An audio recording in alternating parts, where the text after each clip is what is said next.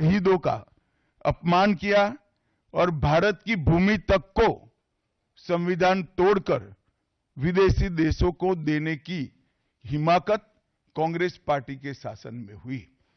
जब ये पूरा सत्य उजागर हो गया तब कल से कांग्रेस पार्टी ने फिर एक बार अपनी पुरानी पद्धति को आजमाते हुए बातों को तोड़ मरोड़ कर और सत्य को असत्य के कपड़े पहनाकर समाज में भ्रांति फैलाने का एक कुत्सित प्रयास किया है।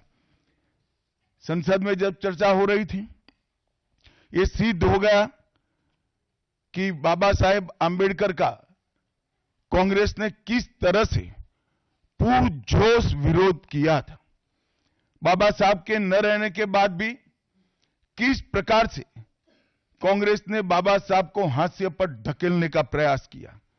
जब संविधान सभा अपना काम कर चुकी, चुनाव हुआ 1951-52 में और 54 में, दोनों बार कांग्रेस ने बाबा साहब को हराने के लिए कोई कसर नहीं छोड़ी। यहां तक कि फ्रेंडली चुनाव होता है, स्पिरिट वाला चुनाव होता है, ऐसा चुनाव भी नहीं था।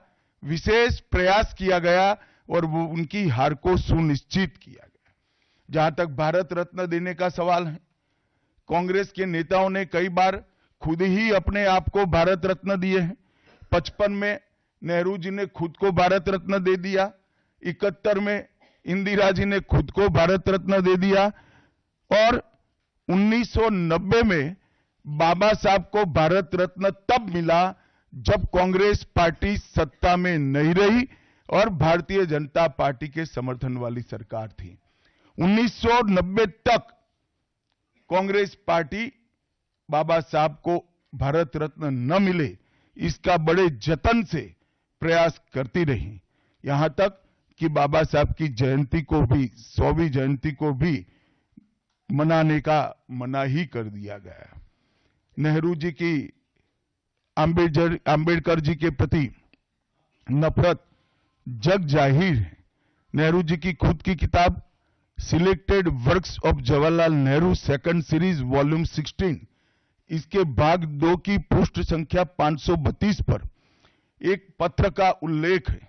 जब बीसी राव ने नेहरू जी को पत्र लिखकर कहा कि आंबेडकर जी मंत्रिमंडल से इस्तीफा देकर जाने का मन बना रहे हैं, तब नेहरू जी का ये जवाब था, आंबेडकर के जाने से मंत्रिमंडल में कोई फर्क नहीं पड़ने वाला है। आंबेडकर जी के महान योगदान का मूल्यांकन जवाहरलाल जी किस तरह से करते थे, इससे बड़ा कोई उदाहरण नहीं हो सकता। जब पंडित जी की एक और किताब को पढ़ते हैं, लेटर टू चीफ मिनिस्टर में एक उल्लेख है, बंबई के मेयर ने एक पत्र में बाबा साहब के आंबेडकर के जन्मस्थान महू में उनका स्मारक बनाना चाहिए, ऐसा सुझाव दिया। 18 जून 1959 को पंडित जी ने कहा, सरकार के लिए स्मारक स्थापित करना बिल्कुल सामान्य बात नहीं होगी, आमतौर पर स्मारक निजी पहल से किया जाता है।